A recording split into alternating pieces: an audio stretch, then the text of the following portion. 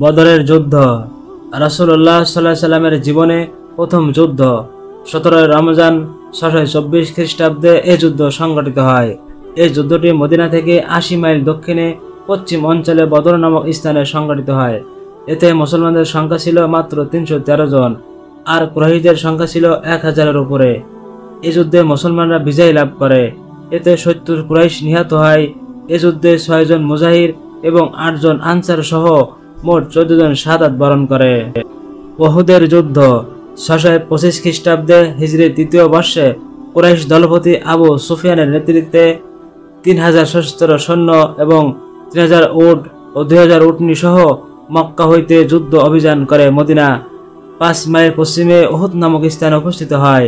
এই পরিপ্রেক্ষিতে 1000 মর্মধারী এবং প্রায় 50 জন তীরন্দাজ সহ 1000 জন মুজাহিদ বাহিনী কুরাইশদের মোকাবেলা করার জন্য উহুদের দিকে অগ্রসর হন।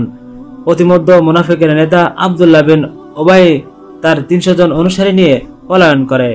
শেষ পর্যন্ত 700 জন মুজাহিদ নিয়ে 625 খ্রিস্টাব্দ 23 মার্চ মুসলিম ও কাফেরদের মধ্যে একটি যুদ্ধ সংঘটিত হয়।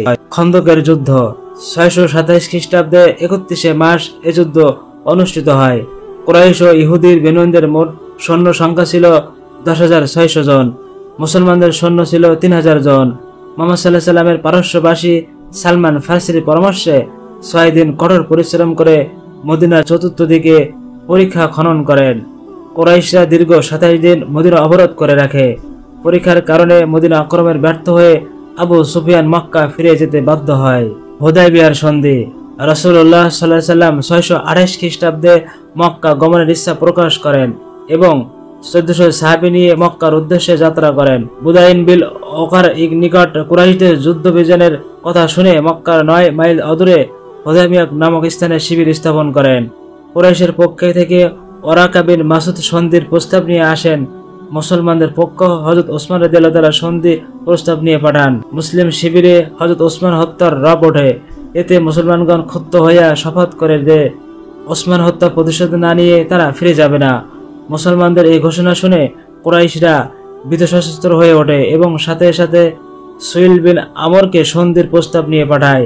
মুহতার যুদ্ধ 629 খ্রিস্টাব্দে সংঘটিত হয়। রাসূলুল্লাহ সাল্লাল্লাহু আলাইহি সাল্লামের অদূর হারিস বিন উমাইকে মুতার নৃশংসভাবে হত্যা করা হয়। এই হত্যা প্রতিশোধ নেওয়ার জন্য রাসূল সাল্লাল্লাহু আলাইহি সাল্লাম 3000 সৈন্য একটি বাহিনী প্রেরণ করেন। এ যুদ্ধে বিশিষ্ট 3 জন সেনাপতি সাহাবী যায়েদ জাফর আব্দুল্লাহ শাহাদাত বরণ করেন। 1 লক্ষাধিক রোমান সৈন্য মোকাবেলার মাত্র 3000 সৈন্য বিপর্যয়ের মুখে পড়লে বীরশ্রেষ্ঠ খালিদ বিন ওয়ালিদ সমূহ বিপর্যয় থেকে রক্ষা করে। বীরত্বের জন্য খালিদ বিন ওয়ালিদকে সাইফুল্লাহ উপাধি লাভ করেন। হুসাইনের যুদ্ধ 630 খ্রিস্টাব্দে 27 জানুয়ারি 8ম হিজরিতে হুসাইন যুদ্ধ সংঘটিত হয়। মক্কার 3 মাইল দূরে হুসাইন নামক স্থানে 20,000 সৈন্য নিয়ে বেদুনীরা সমাবেশ করে। বীরশ্রেষ্ঠ খালিদ বিন ওয়ালিদ এর নেতৃত্বে 12,000 সৈন্য হুসাইন প্রান্তে যুদ্ধ উপনীত হয়। এই যুদ্ধে 600 সৈন্য মুসলমানদের হাতে বন্দী হয়। তাবুকের যুদ্ধ এটি ছিল রাসূল সাল্লাল্লাহু আলাইহি সাল্লামের জীবনের সর্বশেষ অভিযান।